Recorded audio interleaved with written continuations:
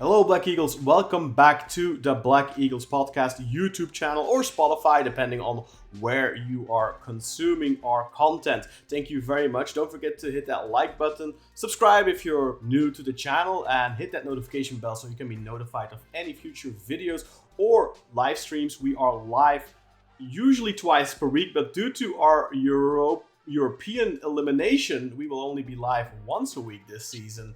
And that will usually be on Mondays at 7:30 p.m. Central European time. So hit that notification bell so you can be notified of future live streams. We discuss everything after the games, what happened in the game, all that kind of stuff. But of course, we're also here to talk about new stuff, new transfers in particular. And as we usually do, we find someone who has watched our new signing in the past season or 2 seasons or whatever, and is a little bit of an expert and can tell us a little bit more about our player and what our new player and what we can expect of them. And today we have a returning guest, my good friend Nadeem Raja, who is a Glasgow Rangers supporter, which you will notice from his thick Glaswegian accent. And also he is an Ankaragücü supporter, curiously enough. So he's really a glutton for punishment, just like us Beşiktaş fans, I think, and he will explain in a little bit as well why maybe that is. I'm saying that because I think Rangers are in a very comparable situation to the Black Eagles. But Nadeem, of course, last season you joined us to talk about Giovanni Van Bronckhorst. You've joined us in the past as well. Thank you again for joining us, and looking forward to hear what you have to say about our new player, Vaclav Černý. No, thanks for inviting me on, Kaan. Hopefully the signing of Vaclav Černý will be more successful than the appointment of Giovanni Van Bronckhorst. Obviously, I think Gio started off really well with you guys, and correct me if I'm wrong, won a cup. He did. Super Cup. 5-0 against Galatasaray. Let's not forget that. 5-5. So a great start, but I think Besiktas and Rangers share a lot of similarities over the last few years, where there's been instability both on the pitch and off the field as well, and sometimes that makes it difficult for managers to be a success. And obviously the expectations of both clubs is to win, so you've not only got the expectations of the board, the club, but also a really demanding set of supporters as well. And I think the signing of Vaclav Černý, having that experience playing with Rangers, will definitely play a big part in seeing him being a success as well. Yeah, it's been a tough couple of years for us, and I think for Rangers as well. Ever since Steven Gerrard left, right? Like, it's, of course, you guys got to a European final, which was amazing. But domestically, I know you guys have struggled a little bit as well. And we're mainly here to talk about Vaclav Černý, but I also want to just get a little bit of your insights on Ridvan Yilmaz's last 3 years at the club. But let's talk about the main course first, which is, of course, Vaclav Černý. So what we usually do here on the show when we talk about players, what we really want to find out, you know, I kind of make content that I would myself like to consume. And whenever we sign a new player, you can go out and you can watch these highlight videos, like the one that's right there. You can watch those highlight videos, and it'll show you some of the highlights of a player, obviously. But I think you can make any player look great. You can even make a highlight video that looks great about Milot Rasicka, for example, and you would think he was a great player. You can even look at certain statistics, for example, at FOTMOB, and you can look at those, and when it comes to like a winger, you want to look at stuff like chance creation. And for Vaclav Černý, he has a very impressive chance creation stat of 2.93 in the Scottish Premier League last season. But I would like to put a little asterisk next to that for our watchers and our listeners. Of course, Milot Rasicka this past season had a 2.55 chance creation. So on first glance, that would tell you, okay, this is a really creative player. And just to put that into context, I believe Rachid Ghazal had just north of 3 chances per game in the season we won the league in 2020-2021, our last league campaign. So just to put that into perspective, Vaclav Černý is super close in terms of chance creation numbers. But then that can also be misleading because somebody like Milot Rasica also has good chance creation numbers, and we all know what his deficiencies are and all that kind of stuff. So I'm not going to go into that too much. But basically, my question to you, Nadeem, I think from these sorts of videos, you can't really properly gather what type of player you've got. And you can't really properly tell from statistics either. You really need to have seen the player play 90 minutes multiple times, not just 5 matches, not just 2 or 3 games. You need to have seen him throughout the season. You, of course, have watched Vaclav Černý and Rangers, I assume, almost every game last season. So what can you tell us about the player that Beşiktaş are getting? What can Beşiktaş fans expect from him? What would you say is his style, and how would you stylistically describe him if you were to paint a picture, so to speak? I think it's important when you're looking at stats as well as you need to take into consideration the team that they're playing for and also the league that they're playing in as well. So Rangers play in a league where probably talking about 80-90% of the games, the teams that they're coming up against maybe play low blocks, pack the kind of defence, make very difficult for players to find space, and that's something that Rangers have really struggled with domestically over the last 4 years. Since you even mentioned that, by the way, Nadeem, when we talked about Gio last year, roughly this time, and you said the same thing. Like Gio really struggled with low blocks, and that's something that Rangers have traditionally struggled with. And this is the correlation between Rangers and Beşiktaş. I think Beşiktaş are in a very similar situation, especially the last 2 years. I would say we have struggled tremendously with low blocks because of the sheer lack of quality on our wings. Ever since Rachid Ghazal essentially became Ridvan Yilmaz, where he was just out the entire season or out for 2/3 of the season. And he was so pivotal for us in that 2020-2021 season where he got 17 assists, but also, like I said, created a plethora of chances. And the following season in 21-22, he still continued to create a ridiculous amount of chances, but somehow Michy Batshuayi managed to shoot every single one of those assists against the post. But we've really lacked that chance creation, and that has made us struggle so much with those low blocks. So sorry to interrupt you there, but I just wanted to interject and paint that picture that I think our clubs are in a very similar situation the last couple of years. I hope I didn't completely get you off your train of thought there. No. I know where I am. So obviously you've got that to take into consideration, and even watching the Turkish league, I would say that the Scottish league, is particularly Rangers and Celtic, when they're playing, it's a different level of low block than the Turkish league. I think the Turkish league, there is more space, which will suit Vaclav Černý. But the other thing also to take into consideration, and sometimes Vaclav Černý, with our fan base, you'll have a minority of fans that would say he's a one-trick pony. Where I feel that is unfair is over the last 3 or 4, maybe longer actually, it could probably go back to even Steven Gerrard's time.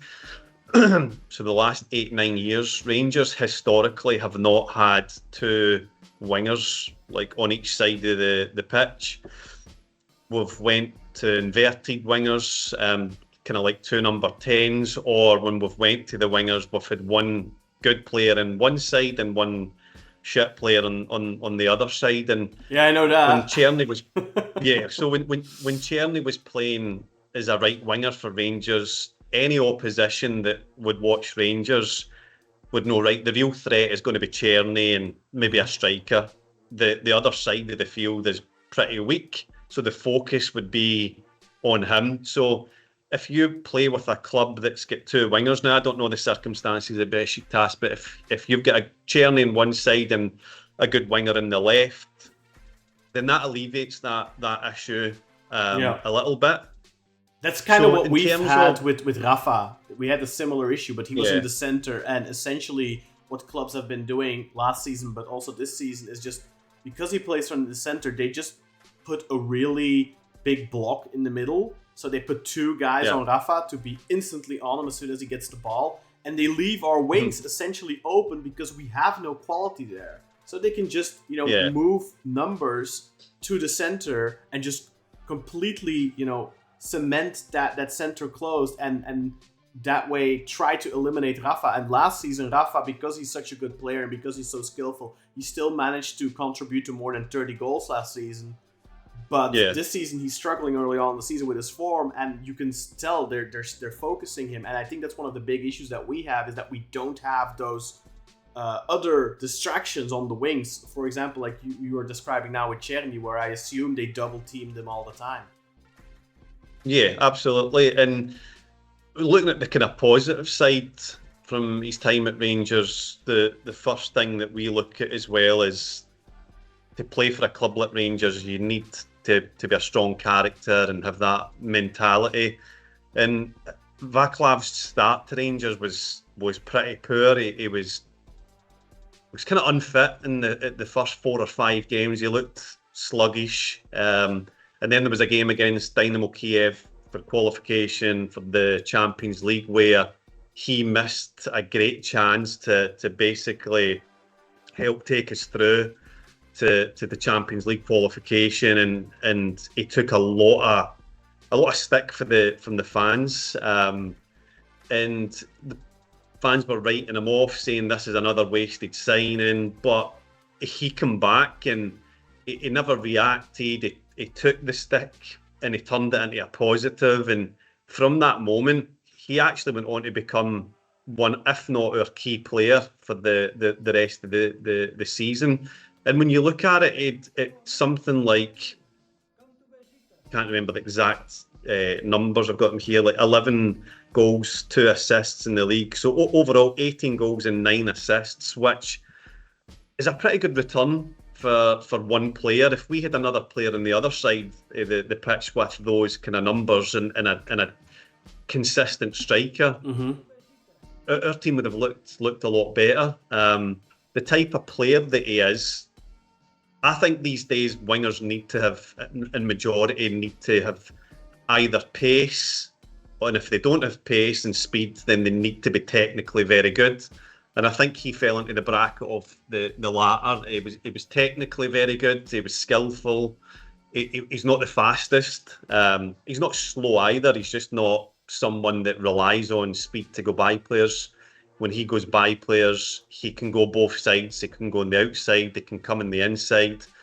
He's very dangerous coming inside with his left foot. Just he can score from outside the box, from inside the box, making those runs, the running off the ball. I would say from where he could probably improve is sometimes releasing the ball a little bit sooner, like if he's through and like it's a 3-on-2 or something like that. Sometimes he can kind of hold onto the ball and try and go himself instead of making the right pass to put a player that's in a better position. But overall, I think from a mentality point of view, from a technical point of view, he adds goals. He's got a good delivery into the box from crossing. I really liked him. I wish that we've signed a few wingers this season. I would like to have seen him back. I'm actually surprised that we haven't taken him back, because we've signed multiple wingers who are all right-footed. We don't have a winger now that's got a left foot, and I think he could have been the perfect player on our right-hand side, where we've got multiple wingers with right foot that you can play in the other side. And also he's got experience of playing in Ajax, playing in the Scottish League with Rangers. Now he'll take that on to you guys. So look, I think it's a really good signing. But again, like Rangers, you need to have the players round about him that it's not going to be a similar position to Rangers where he's the key player in attack and everyone else round about him's not adding the numbers or where they should be. Well, I definitely think that our problem so far this season has been the fact that we don't have the wingers. Because, of course, we signed Tammy Abraham, which is a really hard-working and a good striker. He might not be the most clinical out there. He's a good goal scorer, but he's maybe not a real killer. But he works his ass off, and he's a really good target man, really good link-up play as well. Is a really good at finding his teammates, setting them up with good chances. Yeah. So I could see that working out really well. And just an interesting stat here, by the way, Nadeem. I think you mentioned he had 2 assists in the Premier League, in the Scottish Premier League. It looks like he had 4 actually, and that's 4 assists. But he has 8.41 expected assists. So according to stats, they expected him to get at least 8 assists, but he only got 4. I don't know who you guys had up top. Maybe that's part of part of the issue for you guys last season. Cyril Dessers, of course, but yeah. That is a good point, because Cyril Dessers, he's just moved on to Panathinaikos. He would have 5 chances in a game and score 1. That's the type, but he was a volume striker. So the amount of chances that Cherney and other players would have created for Dessers that they didn't convert, that would play part of it. The other part's probably, like I'd mentioned earlier on, it's sometimes just when you get to that edge of the box or whatever, the pass, like playing a pass is maybe an easier option, and Vaclav would go for goal and shoot. So it's the kind of decision making where he probably needs to be a little bit better. But look, it's not always a bad thing. Rangers have had wingers in the past that they can't shoot, they don't add goals, and he certainly added the numbers that very few wingers for Rangers in the last 10 years have managed to do. Yeah, 12 matches in the Europa League last season for you guys, 8 goals, 2 assists, so 10 goal contributions. He got those two assists off of 0.93 XA. And the goals, he got 8 off of 4.26 XG. And he didn't score a single penalty, so they were all open play goals or a free kick. I don't know if he scored a free kick or anything like that, but great performance. And of course, we remember vividly how he was essentially the butcher of Fenerbahce together with Cyril Dessers. And I think you mentioned this last season as well when we spoke about Gio, is that Rangers in Europe and Rangers in the Scottish League is night and day. That you are a lot more efficient because you get more space, and that's something that your team thrives at. And I think one of the concerns that some of our fans had is, of course, their big sample size of or their idea of Cherney was those 2 matches against Fenerbahce. And I think you guys were. I watched both those games. I think you guys were extremely effective on the counter, especially in that game in Kadıköy. So I think even one of the goals that Cherney scored was like a very good run in behind, and then he ended up scoring. I think he scored 2 goals away, or I don't remember exactly, but he was definitely very good against Fener. But I think from those 2 games, people who will only have watched those 2 games will have gotten the impression that maybe I think, is everything okay here? Yeah, okay. Sorry. Yeah. That maybe Cherney is more of a counter attacker. And I wouldn't say so, because, like I said, he's not someone that relies on pace and speed and counter attacking football. He's good at it, and obviously he'll be effective, of like the numbers that he showed in Europe, but. He's got the skill and the feet to get past. Like, obviously, when the thing is, if you're playing in low blocks, it's difficult for players to utilise that speed. So even if that was like an asset that you had, it would be difficult for him to use that. Whereas Cherney, because he likes to shoot, he's got a nice, like as I said, cutting in with that left foot. He'll score goals like that. He'll score a good few goals like that. There's plenty of examples that we're watching here with Ajax and obviously Rangers, but and Twente.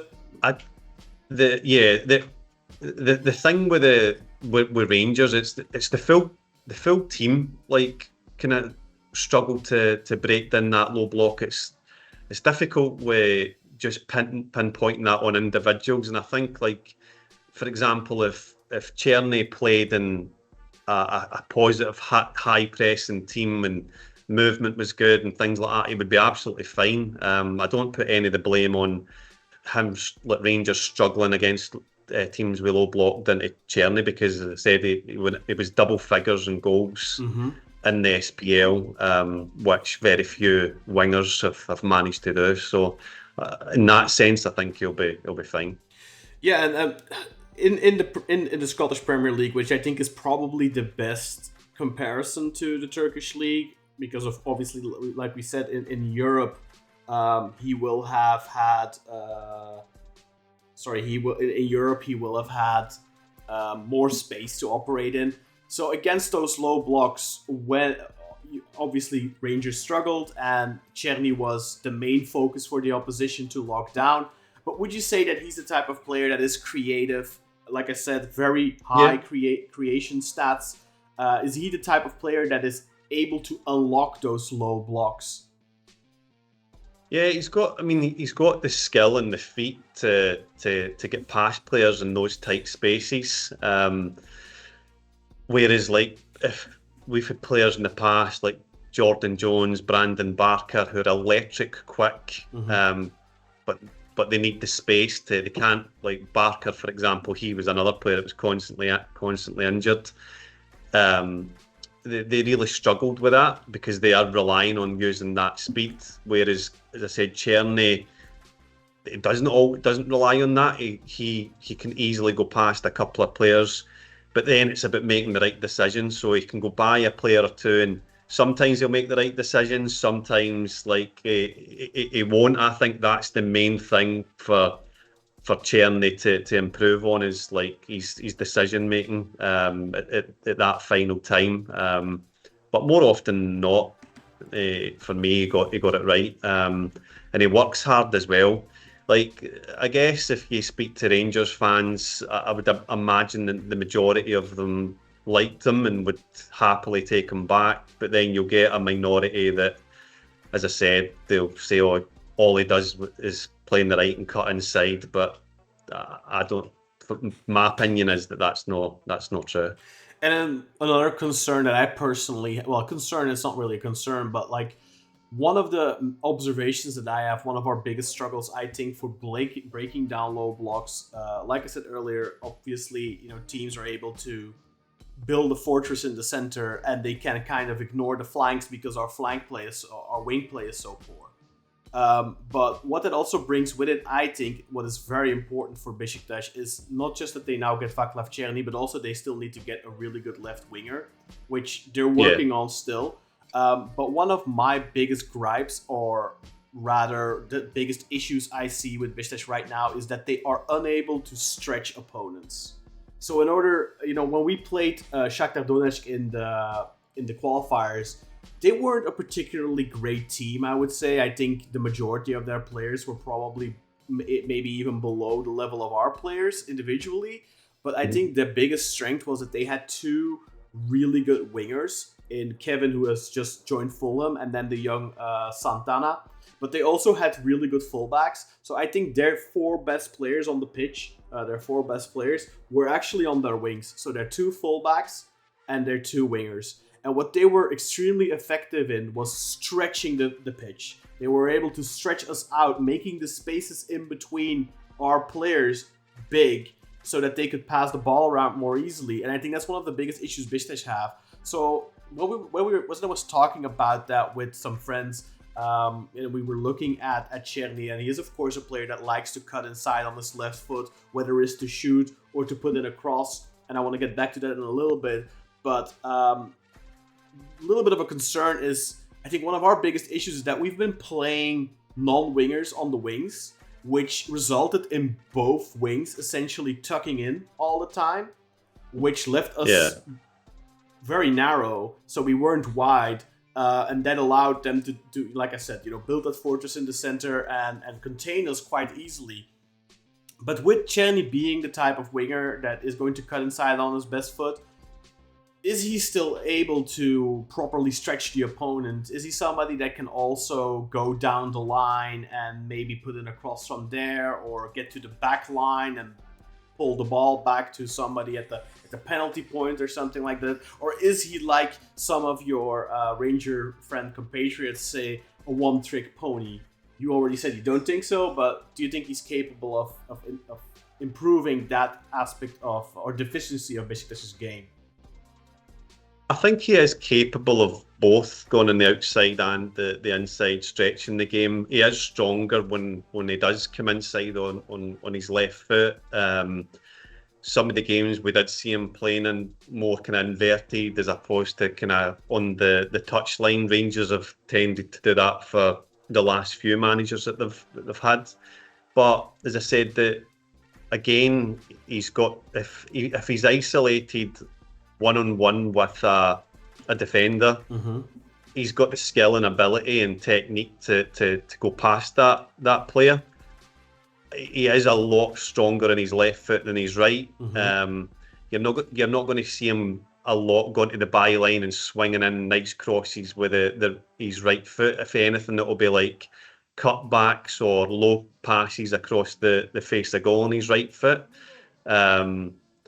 So again, like it's up to Beşiktaş they've looked at him, they'll have all the footage, they'll understand how he plays. It's up to them to make the kind of adaptations and tactics and formations to get the best out of him. But yeah, I think he is capable of stretching as well with the skill. And as I said, he's not lightning quick, but he's not the slowest either. Yeah. So, from the style you describe and also from some of the stuff we've seen, he reminds me a little bit of Rachid Ghazal in the sense that Rachid was also a right winger that liked to cut in on his left foot. And something Rachid Ghazal was deadly at was playing in swinging crosses, which is very difficult to defend. I always think that an in-swinging cross is harder to defend than somebody going down the line and putting in a cross, because it's easier to block a cross that's coming like that. It's also easier to anticipate as a defender, whereas an in-swinging cross is a lot harder because first you're running towards goal as a defender, then the attacker cuts back, swings it in, and you have to go back, and it's just harder to defend, I think.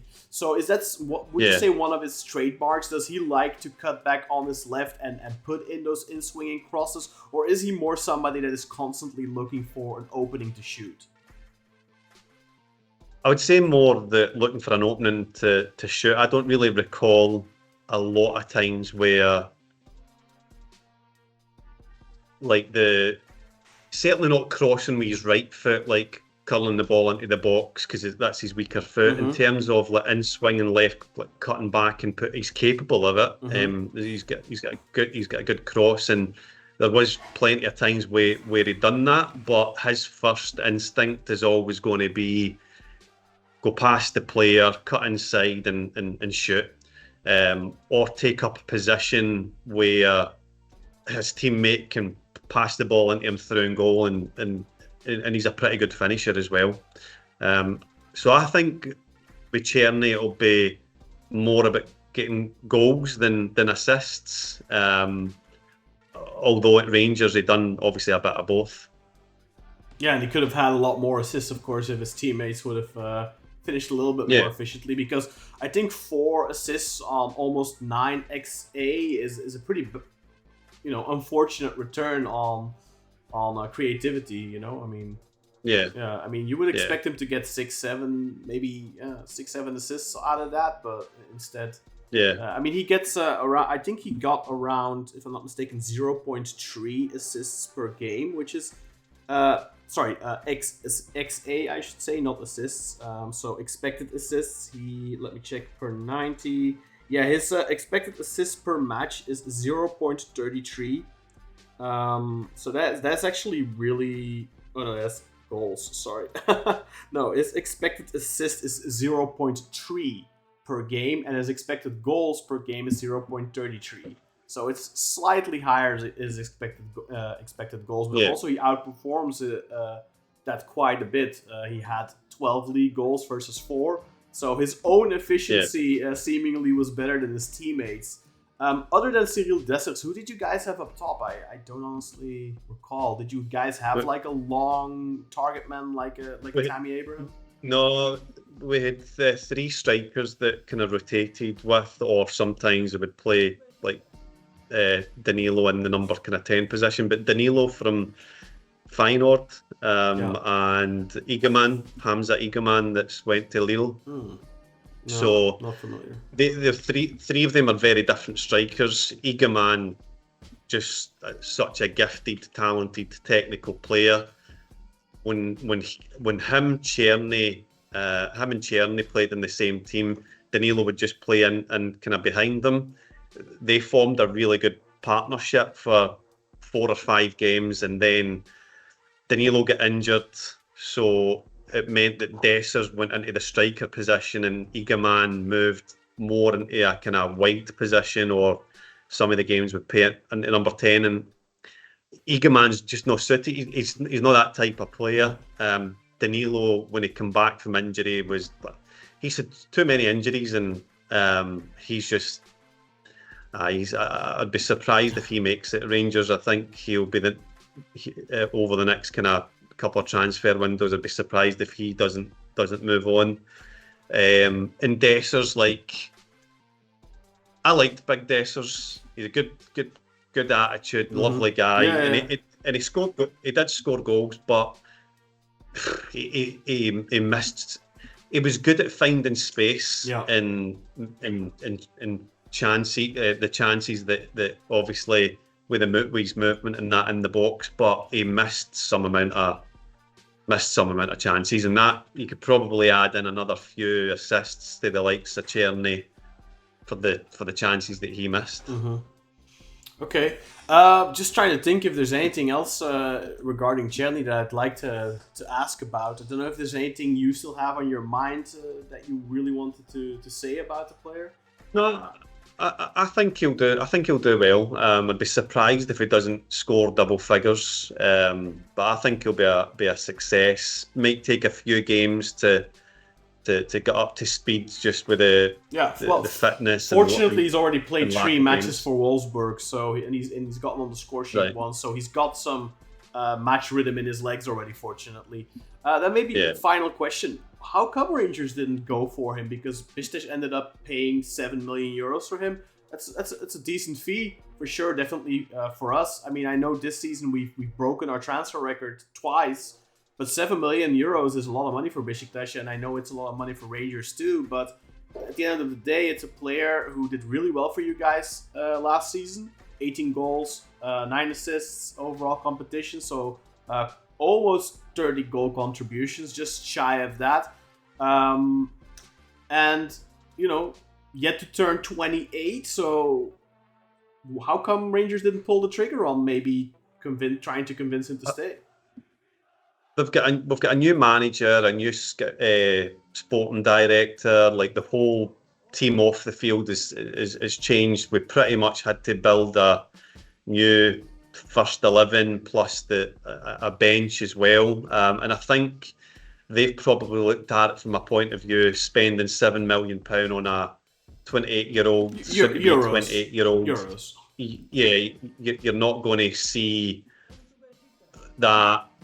You're not going to be able to sell them on for profit. So that a lot of the players that they've signed have been younger players. Like, we just spent £8 million on a 21-year-old from Everton that's not scored a goal in two years. And I think the experienced players that they would look to sign will be guys on free transfers or £1 million. I just think budget-wise and age, that's probably the reason why they never decided to go for him. Well, we got a really talented young player called Ernest Mucci. Maybe you guys should come in for him, huh? You can have him for 7. Oh, we've got our own Albanian player that we're trying to move on as well, and Nadeem Bayrami. That's right, Bayrami. Yeah, that's true. Okay, well, thank you for your time. Just briefly before I let you go, just your quick thoughts on Ridvan Yilmaz's time as Rangers. I know it was injury riddled, but I had the impression that when he played, when he was fit, that he actually put in a good shift. And even the last couple of months, he was playing as a right back even. Could you just maybe quickly tell us how Rangers fans feel about Ridvan, and how you look back at his time at Rangers? When we signed Ridvan, I was actually quite excited because I liked him as a player for Beşiktaş. Yeah, me but too. I did say that the biggest challenge was going to be the physical side of the game, and he really look, the height wasn't as much of an issue. His physical size wasn't as much an issue either. It was his body just kept breaking down. So he would play 4 or 5 games. Sometimes wouldn't even get as much as that. Then he would get injured for 2 or 3 months. Then he would come back. He would get injured for 2 or 3 months. There was a period where he got about 18, 19 games, and he looked really fit. And we were like, right, this is the Ridvan Yilmaz that we expected. But again, just kept on. The biggest issue was his injury. When he was fully fit, he actually was pretty decent defensively on one-on-ones, like for a guy his size. But where he was like when he was fit, like he could play high intense. But where he really struggled was the delivery into the box. Like he would get into good positions, maybe go by a couple of players. He could invert into the middle of the field, or he could go on the outside. But then his final ball was really, really, really poor. So crossing, passing, distribution with the ball, those kind of things. Like, see, when he was fully fit, it improved. But when he was just coming back into the team with these injuries, like his use of the ball and crossing was where he really struggled, because a lot of the time when he's playing with Rangers, it's more about the offensive side than the defensive side, because the majority of teams we play against, you're maybe only spending 10% of that time in your own half. The rest of it's in the opposition half, and it just didn't do enough in those areas in terms of like putting good crosses into the box, or like keeping a hold of the ball, passing. Just really everything about Ridvan was frustrating. Yeah. I know, it's a player. I think I even told you at the time when you signed him, like he's talented, he's really good, but those injuries it's going to be his main test. And I think I even told you about that. Like his crosses are a bit inconsistent, but that's something he can develop and he can work on. And I think that's one of the biggest issues for him, is that he just never is able to get that proper stretch of games behind him where, I think crossing, especially for a fullback, I think it's a lot of that is also like, it's like shooting almost, it's confidence based. So if you've been out for 2-3 months and you're just getting back in and you're maybe not the highest on confidence, how is my hamstring gonna hold up tonight, and then if that's in the back of your mind, and then your cross, I think if Ridvan wouldn't have those injury issues, I think he would have been gone already from Rangers now, but I think he would have gone onto a bigger league, because I do really think that the talent is there, but unfortunately the physical ability, or the body isn't working along with him. So hopefully for us, he can be a good backup, a good rotation player, and we can rely on him, which is my biggest concern. But he came back for less than we sold him for, at least, and he's still young enough, 24 years old, and I don't see it happening. But let's hope he stays healthy. Yeah, thank you.